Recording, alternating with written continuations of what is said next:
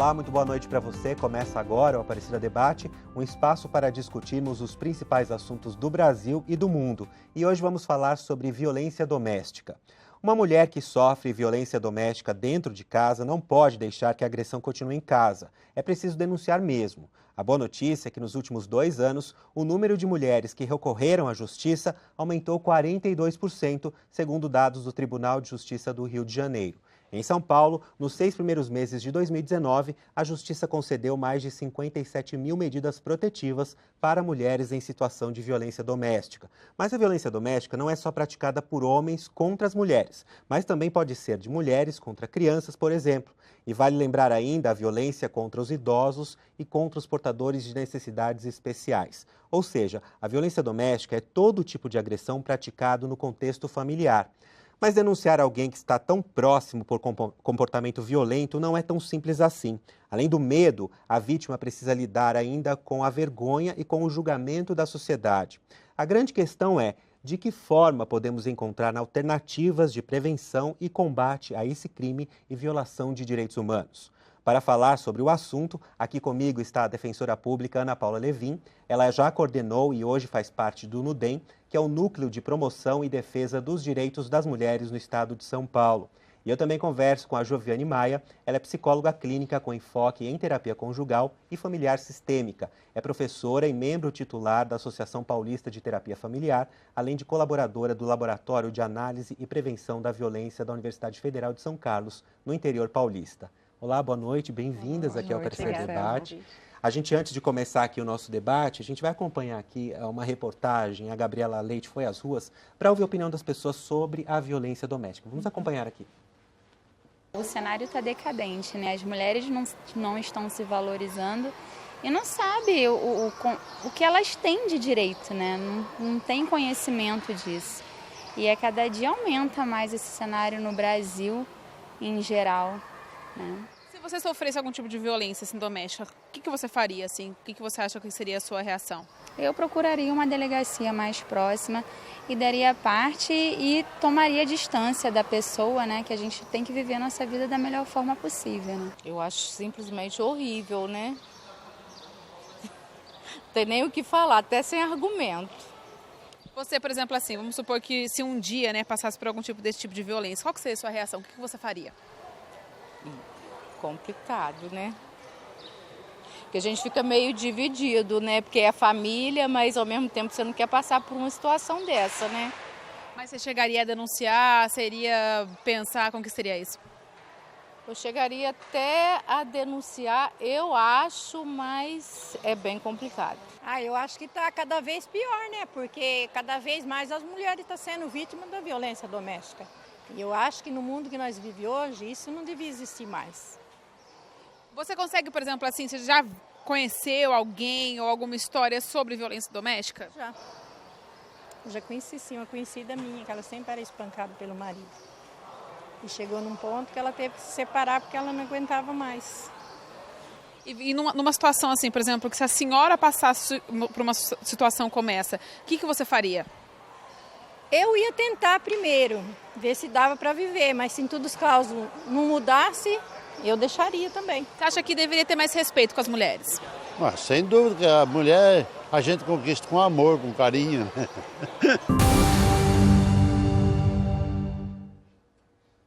Esse senhor falou que deveria ser, mas a gente sabe que nem sempre acontece, tanto que a gente tem os números aqui. Então, para a gente começar o nosso debate, além de... Eu queria que vocês comentassem um pouquinho sobre essas opiniões das pessoas, mas eu queria entender um pouquinho, isso que eu falei no começo de violência doméstica, é todo crime praticado dentro do contexto familiar, tá certo isso? Bom, a gente precisa, na verdade, diferenciar a questão legal, né? Porque quando a gente fala de violência contra a mulher, a gente tem uma classificação específica, porque existe uma lei específica para isso, né? A Lei Maria da Penha, que todos conhecem, né? Que é uma lei amplamente divulgada, que, aliás, é uma questão que sempre aparece, né? Aqui falaram, as pessoas não conhecem seus direitos. Não, as pesquisas mostram que as pessoas têm conhecimento da Lei Maria da Penha.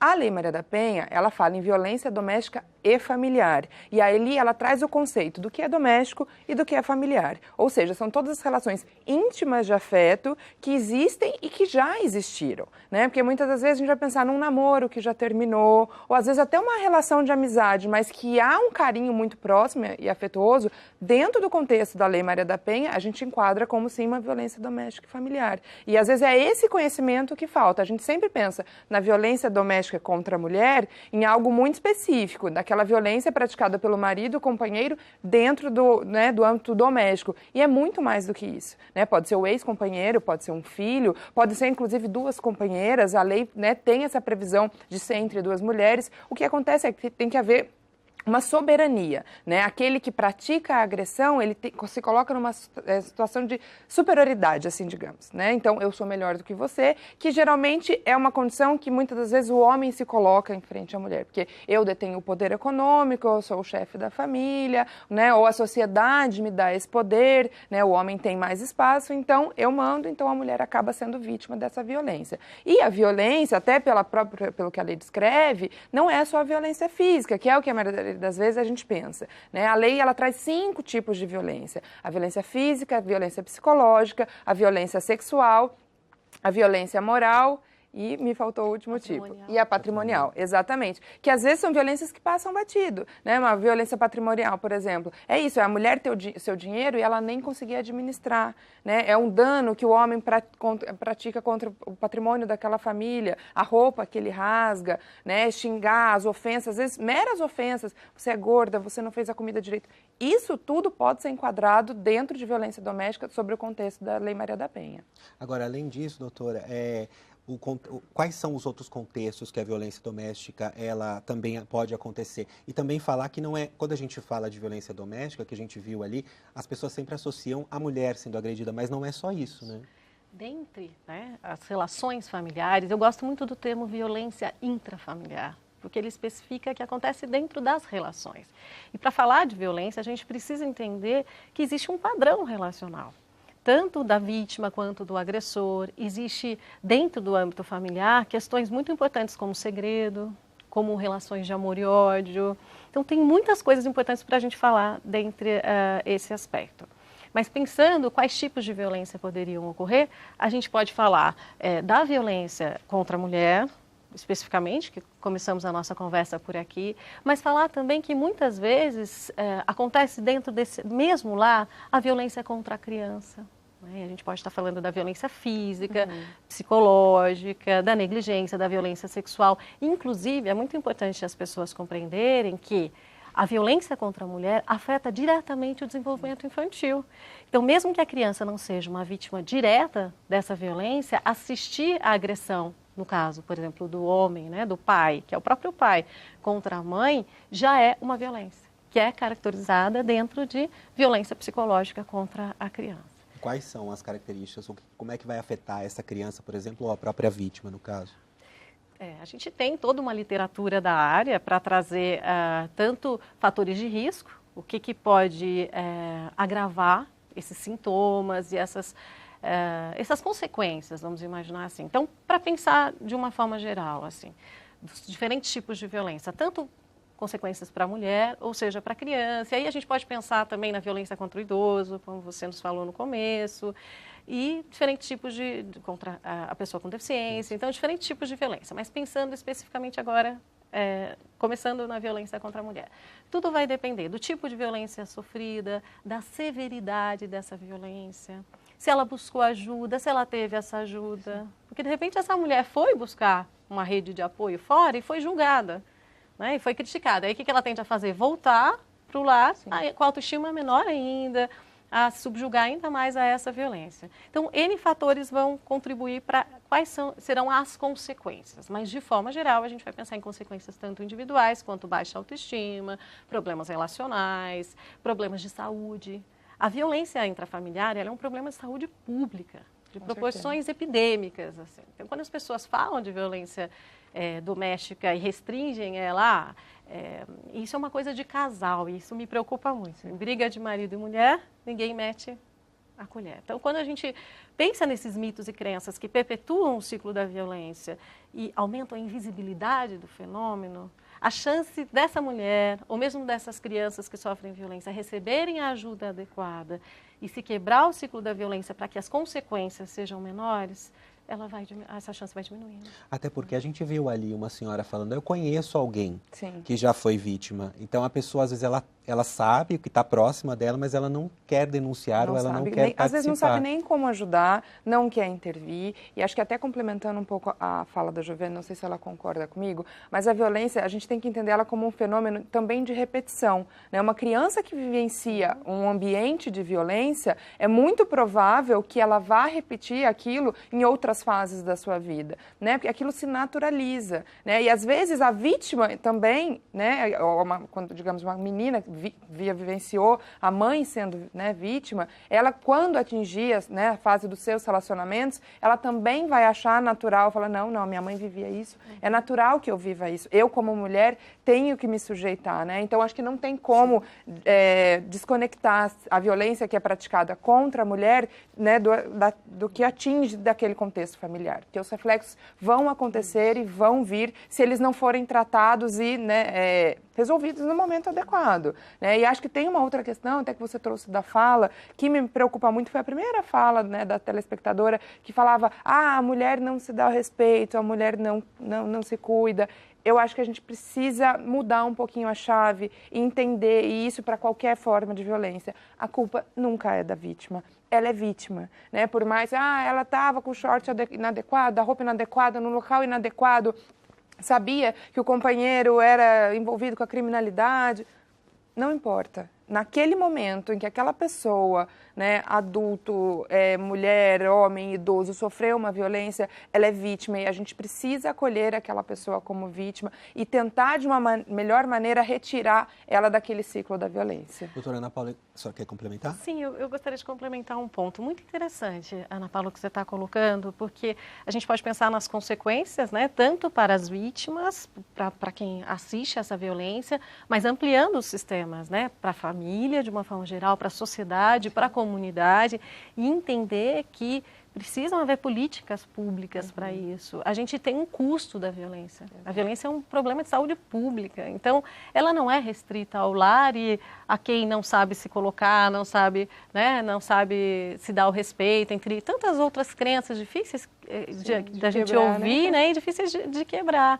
Então, esse aspecto é muito importante. E a Ana Paula falou também da questão da intergeracionalidade do fenômeno. Em todos os tipos de violência, e a gente pode também fazer uma outra relação importante. A violência que acontece dentro de casa, ela vai passar e vai resvalar em todos esses outros sistemas, inclusive na escola. Pesquisas na área apontam que tanto autores quanto vítimas de bullying na escola, estão relacionados especificamente à violência escolar, sofrem ou assistem a essa violência. Então, e muitos desses jovens e crianças que praticam o bullying serão homens violentos em seus lares. Então, há todo um ciclo e toda uma cadeia que vai sendo mantida, por questões como essa, mitos e crenças também. E ela falou de políticas públicas, como é que o Estado atende essas pessoas que sofrem violência doméstica? Então, hoje, né, na verdade, a gente tem um campo de legislações, né, específicas para cada uma da espécie de violência. Mais conhecida é a Lei Maria da Penha, mas para criança a gente tem o Estatuto da Criança e do Adolescente, né, que já é uma lei muito antiga, de 1992, e que a gente ainda vê falar muito pouco. E ali tem a previsão de todos os direitos e garantias para essas crianças, que são crianças que muitas das vezes a gente vai precisar retirar daquele ambiente familiar, colocar numa família extensa, numa família substituta, como forma de proteção para essa criança. A gente precisa pensar nessas consequências futuras que essa criança vai sofrer. O Estatuto do Idoso, que vai trazer toda essa proteção. Então, hoje, o sistema de justiça, ele é preparado para atender essas formas de violência e a gente precisa pensar que nem todas essas leis, elas vão tipificar os crimes, né? Os crimes, eles são previstos no nosso Código Penal. Né? Então, um crime ele vai ser praticado por qualquer pessoa, né? E ele pode ter qualquer tipo de vítima. O que vai diferenciar quando a gente aplica é a forma com que aquele crime é cometido. Se é um crime cometido contra a criança, vai ser um crime previsto no Código Penal, com as consequências do Estatuto da Criança e do Adolescente. Né? Se é um crime praticado contra a mulher, é um crime, né, sei lá, de ameaça, de lesão corporal, praticado sob a ótica da violência doméstica e familiar, e com isso gerar algumas consequências. Né? A concessão de uma medida protetiva em favor dessa mulher, por exemplo. né? Que ela possa sair de casa, que ela possa levar consigo os seus filhos, os seus bens, e assim como medidas em face do seu agressor, né? Que ele não possa se aproximar, que ele não possa ter contato. E para ela conseguir essas medidas, ela tem todo um arcabouço. Né, a gente sempre pensa no primeiro local como a delegacia, porque talvez seja o lugar de mais fácil acesso e que na maioria das vezes funciona 24 horas. Né? O pedido feito na delegacia, muitas das vezes vai ser inclusive apreciado na própria delegacia, mas ela também pode buscar diretamente o Ministério Público, a Defensoria Pública, a Saúde, né, assistência social, que às vezes antes mesmo dela denunciar, como a gente até viu num dos depoimentos, a mulher vai precisar se fortalecer, entender que aquilo que ela está vivendo é uma violência e que ela não está sozinha, né? Que ela tem medidas que ela pode adotar e que o poder público tem instrumentos para ajudá-la. Até eu queria que a senhora complementasse essa parte do comportamento, porque, como eu falei ali, as pessoas, na hora de denunciar, elas têm medo, né? E elas também têm medo não só do agressor, mas elas também têm medo de julgamentos, não têm medo de ser julgada pela sociedade porque ela está passando por aquilo, não? Sim, com certeza. E aí a gente precisa pensar também na capacitação dos profissionais que trabalham na área de violência. Uhum. Eu comecei a me interessar, a estudar por esse tema no início da faculdade, quando eu comecei a fazer um trabalho junto ao Laboratório de Análise e Prevenção da Violência da UFSCar. Para quem se interessar pelo tema, depois vai ficar o site aí como contato. Lá tem materiais muito legais, apostilas, vídeos. Tem um material muito rico para quem gosta, quer conhecer um pouco mais ou trabalha nessa área. Então, lá no final dos anos 90, a gente começou a falar sobre essas questões. Inclusive, foi feita, na época, por um grupo de colegas, uma intervenção junto a uma delegacia da mulher específica, para trabalhar com os profissionais. Assim. Então, já na época, né, a gente identificava questões muito difíceis que partiam dos próprios profissionais. Por exemplo, se a mulher vai denunciar, chega lá, o que a senhora fez para ele lhe agredir? Por aí já tem um julgamento. Então, tem N questões que precisam ser trabalhadas. Entender que a família e o casal, na verdade, ele é um microcosmo dessa sociedade, ele representa o sistema cultural mais amplo. E nós, como profissionais, todos nós estamos imersos a essa cultura. Claro que depois de muitos anos trabalhando, né, fiz um mestrado, fiz um doutorado nessa área, passei pela violência contra a criança, contra a mulher, e aprendendo muito, eu sei que eu tenho muito mais a aprender. Mas a gente precisa entender também que muito é desconhecimento. Eu gosto muito de uma frase que diz assim, eu não reconheço aquilo que eu não conheço. E para entender que aquilo é um ato de violência, a gente precisa de educação. Tanto com os profissionais, tanto com a comunidade. E aí nós podemos falar também da violência no namoro. É um outro tema que está relacionado à violência contra a mulher. Então, se a gente parar para pensar que desde o namoro, essa jovem, né, e aí ninguém se falava muito nisso até o caso da menina Eloá, que foi assassinada pelo seu ex-namorado. Então, se a gente parar para pensar que essas questões já vêm de muito antes, desde o modelo que ela tem do feminino, da mãe, dessa subjugação, dessas questões culturais de gênero, o que é relacionado ao papel da mulher, o que é relacionado ao papel do homem, a naturalização de diferenças que sobrecarregam a mulher e trazem por trás também toda uma violência. Então, tudo isso já vai colocando muitas mulheres, e aí a gente não pode falar de mulher no Brasil, um país continental, no singular. Né? A gente tem diferentes mulheres de contextos e possibilidades diferentes de exercer a sua individualidade. Mas se a gente parar para pensar nas mulheres que têm uma baixa renda, que têm dificuldades para sobreviver seus filhos. Então, quer dizer, como fica para essa mulher denunciar esse companheiro? Já é uma situação muito difícil, ela precisa ser muito acolhida e entender que ela não está fazendo nada errado. Porque o que preocupa muito é a culpabilização da vítima. Quer dizer, você está destruindo a família. É sua responsabilidade que o papai, né, dele foi preso, que tudo isso aconteceu, a culpa é sua. Agora a gente está falando de contextos, né? Eu tenho um dado aqui do IPEA, que é o Instituto de Pesquisa Econômica Aplicada. O índice de violência contra mulheres é praticamente o dobro, 52% na população economicamente ativa. O que atribui a esse dado? A senhora acabou falando um pouquinho no começo. É porque a mulher tem o próprio dinheiro e ela está ali economicamente ativa e por isso também ela sofre violência? não acredito que seja isso, não. Né? Na verdade, acaba sendo porque, na verdade, são esses números os que a gente tem. Porque essas mulheres acabam tendo um maior grau de instrução, apesar de terem muito mais vergonha de denunciarem, mas por terem a sua independência econômica, elas têm coragem de romper esse ciclo da violência. Porque muitas das vezes, principalmente quando a gente trata de violência patrimonial, isso é uma coisa que mantém aquela mulher dentro de uma relação violenta. Né? Porque ela pensa, se eu sair desse matrimônio, o que eu vou fazer com os meus filhos? Quem vai sustentar os meus filhos? Com quem os meus filhos vão ficar se eu precisar trabalhar? Né? Então, a mulher ela acaba fazendo essa reflexão. Até pela minha experiência, eu percebo que muitas das mulheres, às vezes, vêm procurar, né, ajuda depois de 20, 30 anos de um relacionamento violento. Né? E aí você questiona, né? O que te levou a esse momento? Os meus filhos se casaram, os meus filhos saíram de casa. Né? Porque por mais que ela tivesse autonomia financeira, né, ela tinha essa preocupação. Então, assim, a mulher que ela consegue trabalhar, que ela consegue sair, que ela tem essa estrutura, ela tem mais coragem de romper. Né? Então, é por isso que elas buscam mais ajuda e é por isso que esses números aparecem mais. Então, esse bloco, a gente poderia falar muito mais dessa questão de combate e prevenção à violência doméstica. E eu queria que a senhora comentasse essa decisão que houve em fevereiro do CNJ de unificar a questão das denúncias. Queria que explicasse um pouquinho mais, porque é uma decisão recente, mas é uma coisa que já vem caminhando há um tempo na Justiça.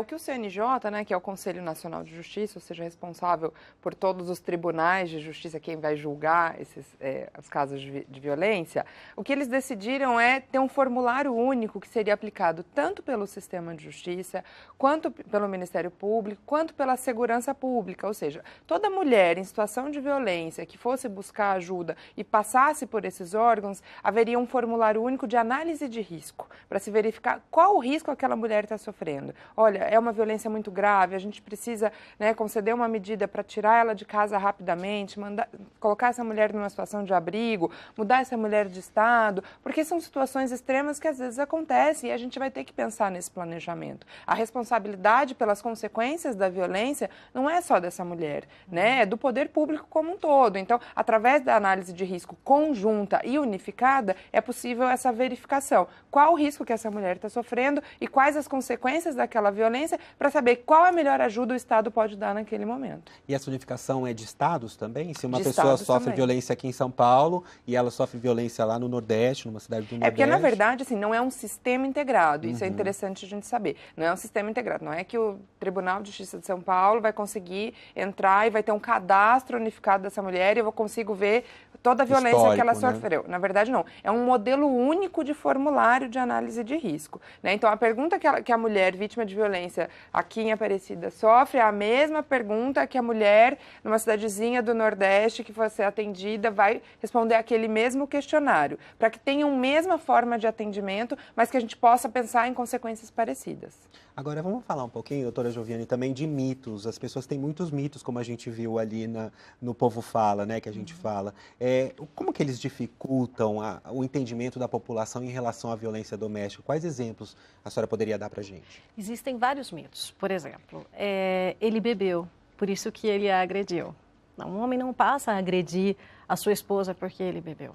Então, essa violência ela já existia. Né? Questões como, por exemplo, que as crianças estão sãs e salvas dentro do casamento.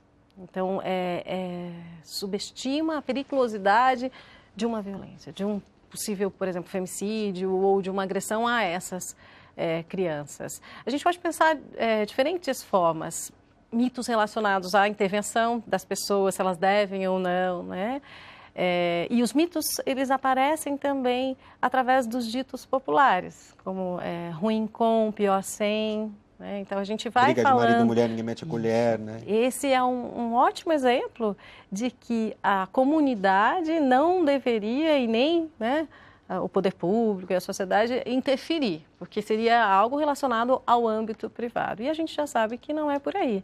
Nós, como comunidade, a gente tem que dar uma resposta à violência, porque historicamente falando, a violência ela foi muito, entre aspas, perdoada, ela foi muito naturalizada.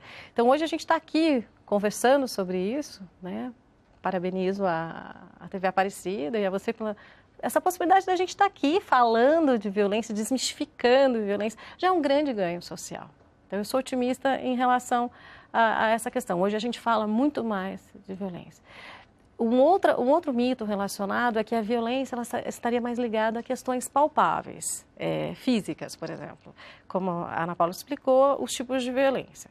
Mas existem formas de violência muito mais sutis, que estão muito mais naturalizadas na sociedade, como ela trabalha e o dinheiro dela fica com o marido. Ele controla com quem, como e com quem ela vai gastar esse dinheiro, ele controla com quem ela pode estar. Então, essas questões relacionadas à roupa que vai usar. E aí, voltando um pouquinho na questão da violência no namoro, isso é extremamente importante, porque aí começam os mitos relacionados ao relacionamento conjugal, né? Então, o ciúmes, outro mito, o ciúmes faz parte da relação, né? A culpa foi por causa dos ciúmes, ele agrediu por conta dos ciúmes. Se a gente pensar até na parte do judiciário, como as leis mudaram, né, em relação a isso, a culpabilização da vítima, quantos avanços a gente teve. Então, se a gente for pensar aí, nesse aspecto, desses mitos que fazem com que a gente não consiga ver que aquilo é uma violência, a gente está falando nesse sentido. Vou dar um exemplo mais simples, assim. A menina diz assim, olha como ele gosta de mim, ele não gosta que eu saia com uma roupa muito curta, ele cuida de mim, né? Ou uma outra questão importante, né? Que a responsabilidade da mulher é manter o casamento. Então, quando a gente traz essa responsabilidade somente à figura feminina, a gente não está dizendo que não é também, né? Um relacionamento, uma família é feita de diferentes elementos, mas quando você traz toda a responsabilidade e uma sobrecarga a essa mulher, a gente está falando também de uma violência. Então, N situações. Eu acho que tem um mito muito importante que a gente precisa também, né, romper, que é a questão de onde ocorrem essas violências, né? Muito se pensa, a violência ocorre na classe, né, mais baixa da sociedade, né, numa família onde tem menor grau de instrução e menor renda, né? E isso também é um grande mito. A violência, ela perpassa por todas as classes sociais. É claro que alguns recortes intensificam a violência. Então, as pesquisas mais recentes sobre feminicídio dizem muito sobre o aumento de morte das mulheres pretas e uma diminuição de morte das mulheres não pretas. Isso diz muito sobre a nossa sociedade. Diz sim que a gente tem uma população, né, em que a maioria da população é uma população preta, mas, ao mesmo tempo, de que talvez os programas e talvez o poder público não esteja atingindo essas mulheres. E que também as mulheres de classes mais altas não estão tendo acesso, ou então a vergonha ali fica muito mais latente, porque socialmente, né, não é bem aceito que eu rompa o meu casamento, que eu me divorcie, por mais que, né, a lei do divórcio já não seja algo mais tão antigo, né, de 1977, mas ainda socialmente não é adequado a uma mulher se divorciar, ir embora, né, ou não cuidar dos seus filhos. A questão da sociedade, né? Exatamente. Da sociedade, né, como a Giovana colocou, essa questão dos papéis sociais que são impostos às mulheres que rompem, né, são muito mais problemáticas, assim, né? É assim que elas são taxadas. E isso nas classes mais altas fica muito mais evidente. Então, tem-se essa sensação de que, não, ali não acontece, porque são pessoas instruídas, pessoas com dinheiro. A violência acontece do mesmo jeito, pelos mesmos fatores que a gente já trouxe. Histórico, naturalização da violência, o comportamento machista. A gente precisa pensar que o machismo é algo intrínseco em todos nós. E aí, quando eu falo todos nós, somos nós, homens e mulheres, porque nós fomos criados dentro desses estereótipos, né? E por isso que hoje há uma discussão e que é necessária sobre o que é gênero, sobre os papéis de gênero, porque a gente precisa romper, né? Não dá mais para a gente pensar naquela caixinha fechadinha que a mulher cuida da casa e o homem trabalha. A nossa sociedade não é mais essa. As mulheres também trabalham e por trabalharem, elas precisam dividir as obrigações da casa sob o risco de uma carga mental, gerar esses conflitos, né, intrafamiliares. Inclusive, hoje em dia, tem muitas mulheres que são a principal renda familiar. Sim, sem dúvida. Principalmente nas classes mais baixas, as mulheres são as chefes, únicas chefes de família. Né? Elas que cuidam e elas que sustentam, né, porque às vezes ficam dependendo de uma pensão alimentícia que nunca vem. Então, a gente precisa pensar sobre tudo isso e, né, desconstruir esse mito. Violência permeia, infelizmente, toda a nossa sociedade. Eu achei muito interessante quando você coloca essa questão, né? Ela é democrática. Ela está presente em todas as classes sociais, mas a gente tem que pensar numa questão geográfica também. Nas comunidades de baixa renda, a briga conjugal de um casal é a briga do bairro todo mundo ouve. As casas são muito próximas e isso acaba implicando ali naquele meio. As famílias de rendas mais abastadas, a gente costuma dizer que quanto maior o muro das casas, maior o muro do silêncio. Então, muitas vezes, esse segredo é mantido e muitas vezes essa mulher está mais sozinha também para conseguir revelar esse segredo. E aí, voltando um pouquinho nas questões de gênero, a gente precisa trabalhar muito em educação nesse sentido, porque muitas vezes essa violência acontece porque o homem se sente no direito de exigir os direitos dele, que culturalmente foram dados como é meu direito de homem, né? Nesse sentido, foram dados a ele. Então, quando a gente começa a trazer uma nova geração com um novo olhar, e aí as pesquisas já apontam um pouquinho isso, uma diminuição dessa assimetria de gênero, né? Nessas novas famílias, a gente está sentindo um movimento, né? De transformação da sociedade. Infelizmente, isso ainda não vamos pensar assim, a maioria, a gente tem muito mais um modelo tradicional. É pouco, mas acontece. Isso, já está acontecendo. Então, os jovens que estão vindo, já estão vindo com um olhar um pouco diferente para essas questões de gênero. Inclusive, isso é ruim para o próprio homem, aonde ele é colocado na sociedade. Então, quando a gente fala em discussão, parece uma coisa só de benefício feminino. Vamos discutir questões de gênero? Não. As pesquisas apontam que a diminuição da assimetria, a gente está falando do poder nas famílias, vamos falar uma linguagem mais simples. Quem manda nessa família? Então, as pesquisas apontam que quando esse poder ele é dividido entre o casal, as decisões também são divididas, o casal tem um maior índice de satisfação conjugal. Ele tem muito mais cumplicidade, muito mais comunicação e diálogo do que os casais onde isso é imposto. Onde o lugar, muitas vezes, dessa mulher é de filha, né? Nas decisões e não de esposa. Então, acho que é um movimento importante. E de que forma, até eu deixei essa pergunta no começo do programa, de que forma que a gente pode encontrar alternativas de prevenção e combate a esse tipo de violação dos direitos humanos, na verdade, né? Que a violência doméstica nada mais do que isso. Né? Eu acho que a primeira coisa é o que a Giovana já colocou, educação.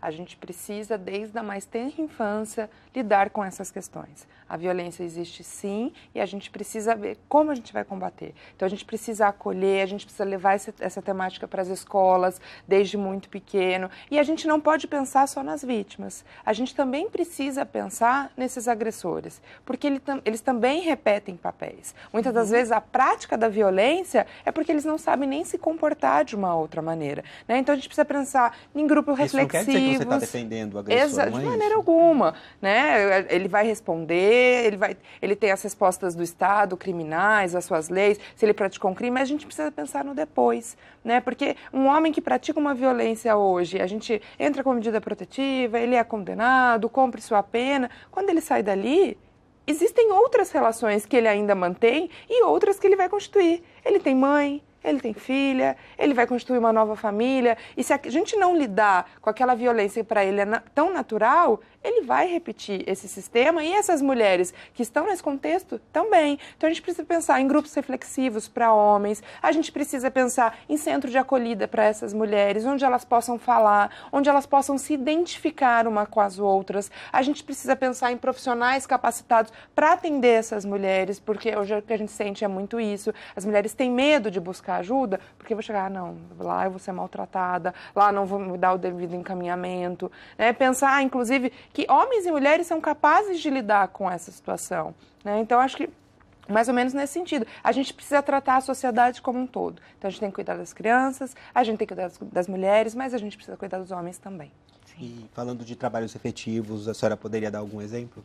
Existem N trabalhos, né? Quem quiser conhecer um pouquinho mais do trabalho do LAPREV, lá tem várias pesquisas que acabam se tornando de iniciação científica, dissertação de mestrado ou mesmo tese de doutorado, que mostram exemplos efetivos. Por exemplo, no meu mestrado eu trabalhei capacitando conselheiros tutelares, que são profissionais que trabalham diretamente com essa violência.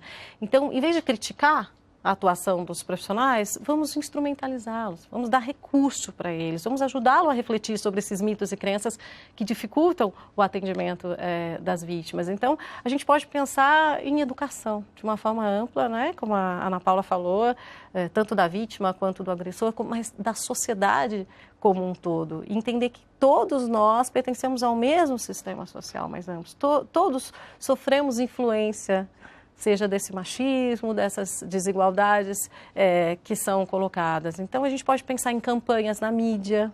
Algumas campanhas foram muito interessantes. Há um tempo atrás teve uma campanha do Laço Branco, homens falando para homens, né? Homem que é homem não bate. Foi uma campanha bem bacana, apareceram alguns artistas.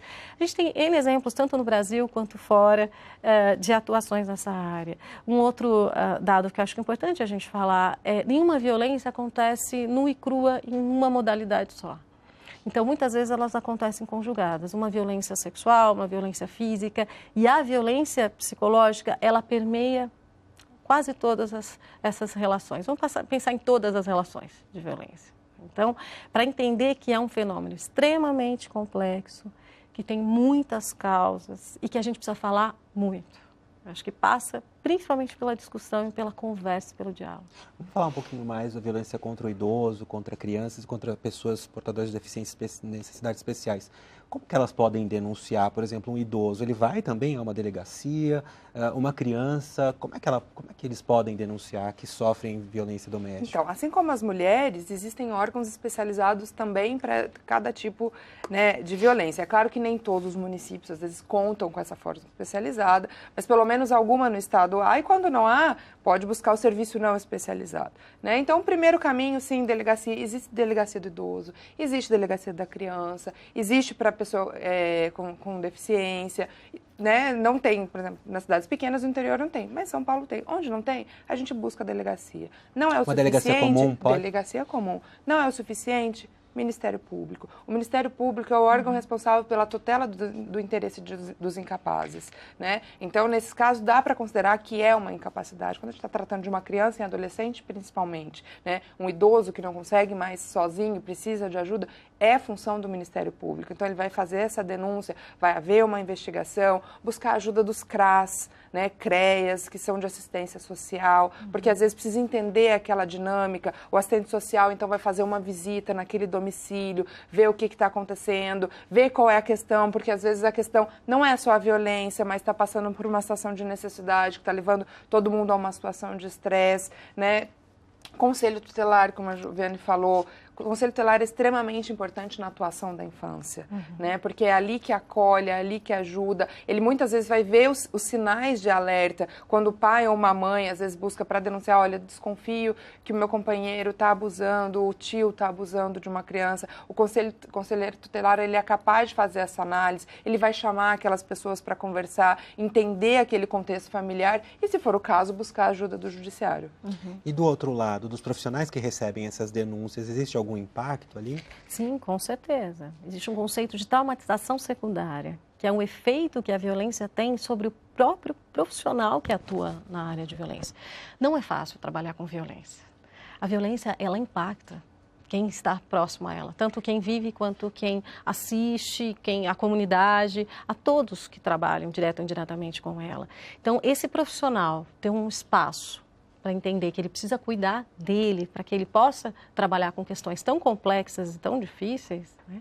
E ele precisa também ter um lugar de escuta, de acolhimento. Como ela falou, para as mulheres vítimas, esses profissionais também precisam ter, porque tem muito de impotência também, né? Nem sempre é possível fazer o que se gostaria de fazer por essas pessoas que estão sofrendo. Então, não é fácil trabalhar nessa área.